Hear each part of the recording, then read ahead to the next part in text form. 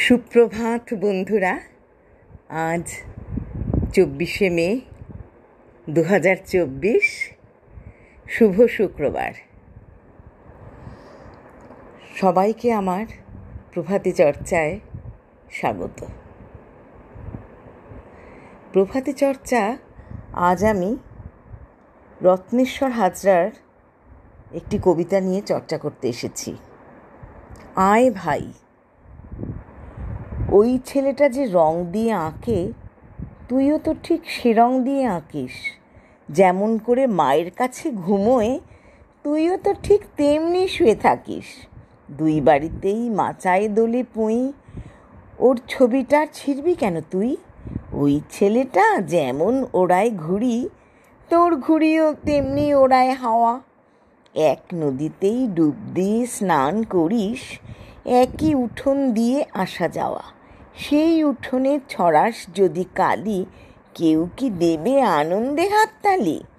ওই ছেলেটা যে মন্তরে ঘুমে, সাত সাগরে ভাষায় সোনার তরী, সেই মন্তরেই উধাও করে তোকে তেপান্তরে খেলতে আসে পড়ি। কেউ যদি দেয় ঝড় তুলে ওর গাঙে, ঝাপটা লেগে তোর ঘুমো তো ভাঙে। ওদের বাড়ি পাতায় ছাওয়া করে, তোদের চালো শুকনো খড়ে ছাওয়া। দুই উঠোনের মধ্যিখানে ঘোরে আগুন হাতে অমঙ্গলের হাওয়া। 70-এর মশাল নিয়ে খাড়া, লাগলে আগুন তুই কি পাবি ছাড়া? তোর পুবে আর ওর পুবে কি তফাৎ? তোর খিদে আর ওর খিদে তা একই। রক্ত যখন একরকম রাঙা, তোর ব্যথা ঠিক ওর ব্যথা কি মেকি? দুঃখ পেয়ে কাঁদছে যন্ত্রণায়, হাত বাড়িয়ে বল ওকে ভাই আয়। রত্নেশ্বর হাজরা ওপার বাংলার বরিশাল জেলায় জন্ম। কলকাতা বিশ্ববিদ্যালয়ের স্নাতক। ছোটদের কাছে যদিও তিনি কবি হিসাবে সুপরিচিত, কিন্তু ছোটদের থেকে বড়দের জন্য তিনি বেশি লেখেন।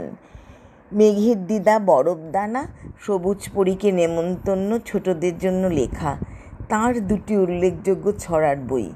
ছোটদের জন্য তার একটি উপন্যাসও আছে, রত্নমালার জাদুকর। আয় ভাই এই কবিতাটিতে কবি সাম্প্রদায়িকতার ঊর্ধ্বে উঠে ভাতৃপ্রীতির কথা বলেছেন। আমাদের পরিচয়, আমরা মানুষ।